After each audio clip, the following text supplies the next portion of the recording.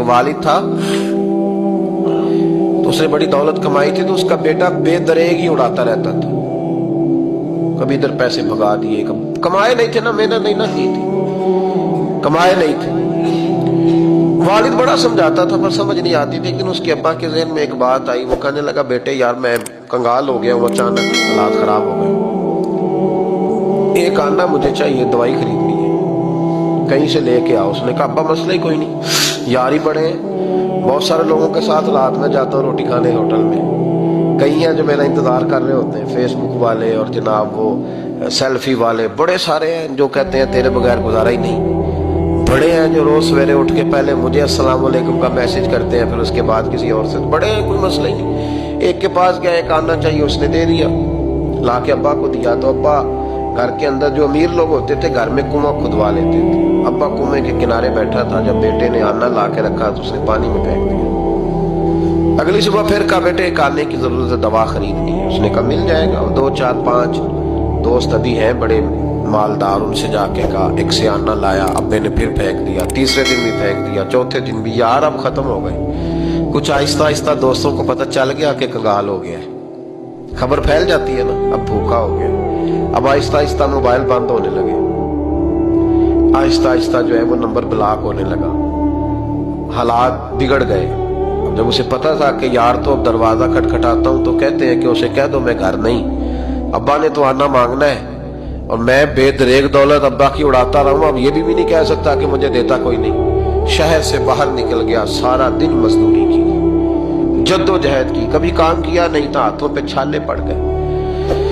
بڑا مشکل ہوتا ہے جن لوگوں نے کام نہ کیا انہیں کرنا پڑ جائے تو، تکلیف کا شکار ہو کے ایک آنا کمایا، شام کو لا کے والد کی ہتھیلی پہ رکھا تو اس نے پھینکا نا جب کنویں میں تو چیخ پڑا، کہنے لگا ابا جی آپ سیاڑے بیاڑے بندے ہیں، روز پیسے لا کے دیتا ہوں، کنویں میں پھینک دیتے ہو، کوئی کرنے والی بات کرو، نہیں دوائی کھانی تو نہ کھاؤ، ضائع کیوں کرتے؟ بیٹے کو باپ نے تھپکی دے کے بٹھا لیا، اس نے کہا بیٹا میں نے پہلے دن تو نہیں پھینکا، تو 7واں دن میں روز پھینکتا ہوں، آج تیری چیخیں کیوں نکلی؟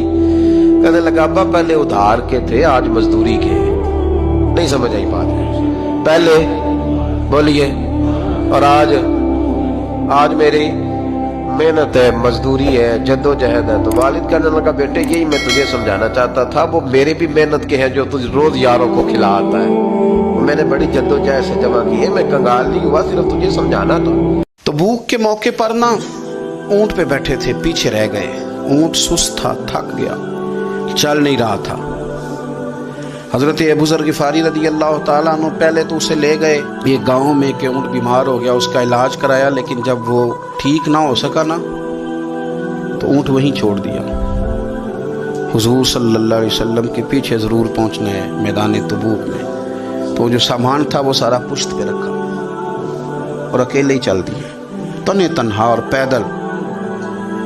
سامنے سے گرد اڑتی ہوئی نظر آئی تو لوگوں نے کہا حضور پتہ نہیں کون آیا ہے، فرمایا تمہیں نہیں پتا مجھے تو پتہ ہے نا، ابو ذر غفاری آیا ہے، ابو ذر غفاری آئے۔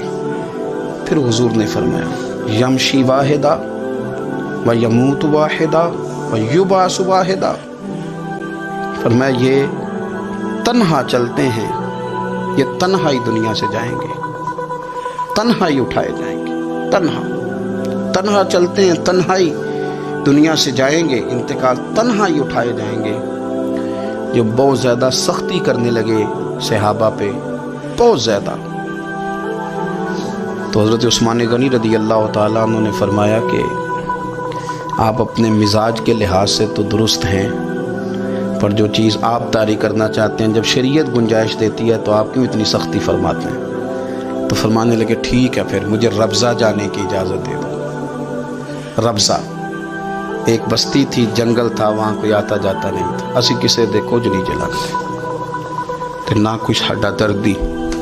حضور نے کہا تھا نا یمشی واحدہ، تو اکیلا چلے گا، ربضہ چلے گیا۔ حضرت سیدنا عثمان غنی نے کہا یہ کچھ بکریاں لے جاؤ، دودھ پی لیا کرنا۔ فرمایا عثمان مجھے مال کی تو ضرورت پہلے دن سے ہی کوئی نہیں، مجھے تو رب رسول کی ضرورت ہے، ان کی کرم نوازیاں میرے ساتھ رہتی ہیں۔ تشریف لے گئے، وہاں تنہا کھجور کے خشک ٹکڑے کھاتے، عبادت کرتے، اللہ کو یاد کرتے۔ بڑے بڑے لوگوں نے آ کے کہا کہ ابو ذر آپ کی بڑی شان ہے، ہمارے ساتھ چلیں۔ فرمایا چھوڑو، کہاں منشور ہم اور کہاں ہنگامے محبت کے، ایک حجرے میں رہتے ہیں خدا کو یاد کرتے ہیں۔ ضرورت کوئی نہیں، جہاں ہوں نا وہاں میں ٹھیک ہوں، حاجت نہیں۔ وصال کا وقت آ گیا، دنیا سے جانے کا ٹائم آ گیا، اکیلے ہیں، بیوی ہے اور بیٹی ہے، جنگل کا علاقہ ہے، حج ہو گیا، رستے بند ہو گئے، بیمار ہو گئے۔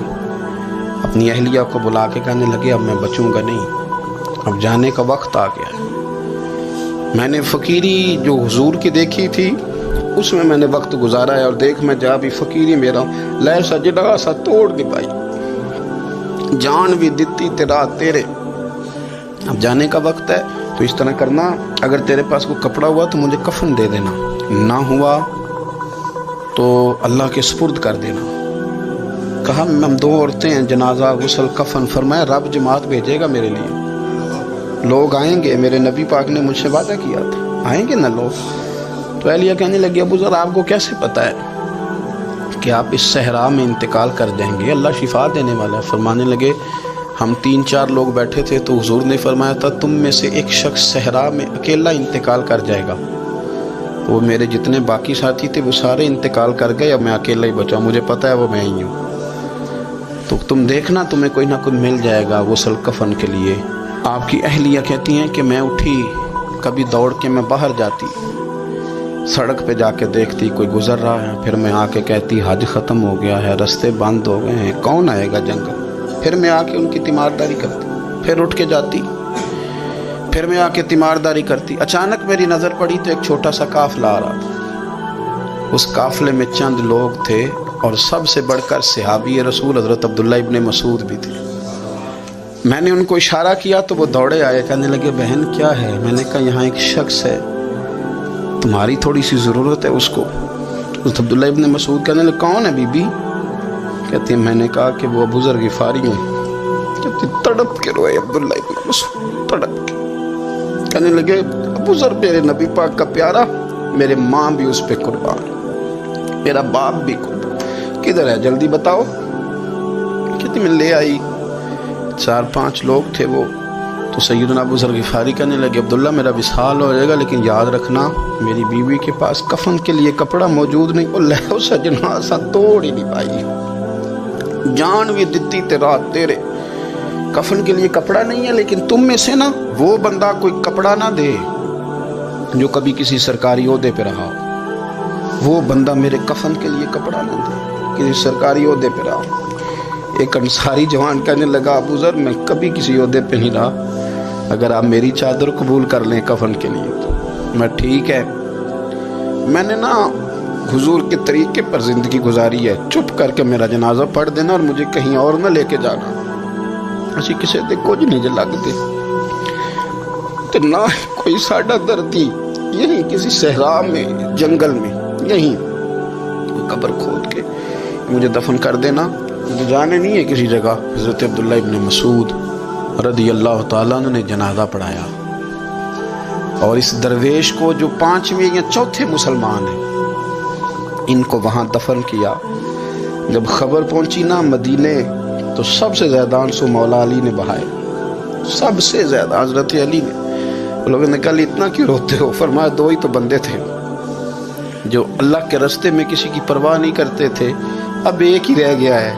کہا حضور کیا مطلب؟ فرمایا 2 ہی تھے، ایک ابو ذر اور ایک علی، اب اکیلا علی تو رہ گیا، وہ چھوڑ کے چلے گئے۔ حضرت سیدنا ابو ذر غفاری رضی اللہ تعالیٰ عنہ اس عظیم شخص کا نام ہے، سردار قبیلے سے تعلق تھا، بڑے بہادر تھے، اور حضور کو فقیری میں دیکھا تو پھر زندگی اسی فقیری میں گزارتی، اسی فقیری میں، اسی طریقے میں وفا کر کے نا اسی رنگ میں گزار دی، انہی نقشوں پہ رہے۔ اگرچہ جائز تھا، بڑے بڑے لوگ تھے، حضرت عبد الرحمن ابن عوف بڑا مال تھا، حضور نے ان کو جنتی کہا، ان کے پیچھے نماز پڑھی، سب ٹھیک تھا، پر فرماتے تھے یار میں انکار نہیں کرتا، پر میرے نبی نے فقیری کی، حضور نے ایک وقت کھایا ایک وقت بھوک کاٹی، تم کس طرح بھر بھر کے پیٹ کھاتے ہو، تم کس طرح اتنی آسانیاں دیکھتے۔ کہتے ہیں ایک شخص درخت کے نیچے لیٹا ہوا تھا اور خراٹے لے رہا تھا، ایک چھوٹا سا سانپ آیا اور اس کے منہ کے اندر گھس گیا، اور ایک شخص گزر رہا تھا، اس نے دیکھ لیا، وہ بڑا پریشان ہوا کہ اگر میں نے اس کو بیدار کر کے کہا کہ تیرے اندر سانپ گھس گیا ہے تو یہ خوف سے مر جائے گا، اب کیا کروں؟ تو اس نے ایک چھڑی سے اس کو زور سے مارا، وہ ہڑبڑا کے اٹھا، کیا ہوا؟ اس نے ایک اور چھوڑی، اس نے بھاگنا شروع کر دیا، وہ بھی اس کے پیچھے بھاگنے لگا، اس کی رفتار کم ہونے لگتی تو ایک اور مارتا۔ کیا خدایا کیا مصیبت ہے، میں نے اس کو کیا کہا، میں تو آرام سے سویا ہوا تھا درخت کے نیچے، لیکن وہ ایک دم گھبراہٹ کا شکار آگے بھاگتا چلا جاتا ہے۔ آگے کوئی باغ آ گیا تو اس میں فروٹ لٹک رہا تھا، تو کہا کہ کھاؤ۔ عجیب آدمی ہے، مارتا ہے اور کہتا ہے کھاؤ۔ اس نے کھایا، کہا اور کھاؤ۔ اس نے کہا بابا بس میری بس ہو گئی، کہا نہیں اور کھاؤ۔ اس نے اور کھایا۔ ساتھ جو ہے وہ پانی کا کنواں تھا، کہا یہاں سے پانی پیو۔ اس نے تھوڑا سا پانی پیا، اس نے زور سے ڈنڈا مارا، اور پیو۔ اس نے اور پی لیا۔ رومی کہتے ہیں کہ وہ بندہ بڑا حیران کہ عجیب میرا دشمن ہے، کبھی مارتا ہے، کبھی پھل کھلاتا ہے، کبھی پانی پلاتا ہے۔ اس نے کہا میرے سے اور نہیں پیا جاتا۔ اس نے کہا پیتا ہے کہ نہیں، ایک اور چھوڑی۔ تو اس نے اور پانی پی لیا، کہا چلو دوڑو۔ جب بندے نے کچھ کھایا ہو تازہ تازہ اور دوڑے تو پھر جو حالت ہوتی ہے وہ آپ سے مخفی نہیں ہے۔ تو پھر دوڑنے لگا، تو آگے جب گیا تو کوئی ٹھوکر لگ گئی۔ پانی پیا تھا بھرپور اور فروٹ کھایا تھا، اور پہلے بھی دوڑ بھاگ کے آیا تھا، اب بھی دوڑنا شروع کر دیا، اور پیچھے سے جو ہے وہ ہاتھ میں ڈنڈا پکڑا، اور وہ رحم کاری نہیں رہا۔ تھوڑا سا ڈھیلا ہونے لگتا ہے تو زور سے مارتا۔ دوڑتے ہو کہ نہیں دوڑتے؟ تو ٹھوکر لگی، گرا، ساتھ ہی کہہ آئی اور سانپ نکل کے باہر آ گیا، اور وہ لہراتا ہوا جا رہا تھا۔ اس نے اس کو پکڑ کے سینے سے لگا لیا، کہا میں تیرا دشمن نہیں تھا، لیکن تیرا علاج یہی تھا، تو میں نے تجھ کو اتنا مارا ہے، میں تجھ سے معذرت کرتا ہوں۔ اس نے کہا میں تیرے سے معذرت کرتا ہوں جو مجھے تیرے پہ غصہ آتا رہا، اس لیے کہ تو میرا خیر خواہ تھا۔ جب حقیقت سامنے آتی ہے تو پھر پتہ چلتا ہے کہ کون کسی کا خیر خواہ ہے اور کون کسی کا دشمن ہے۔ اس لیے خیر خواہی کے جذبے کے ساتھ الدین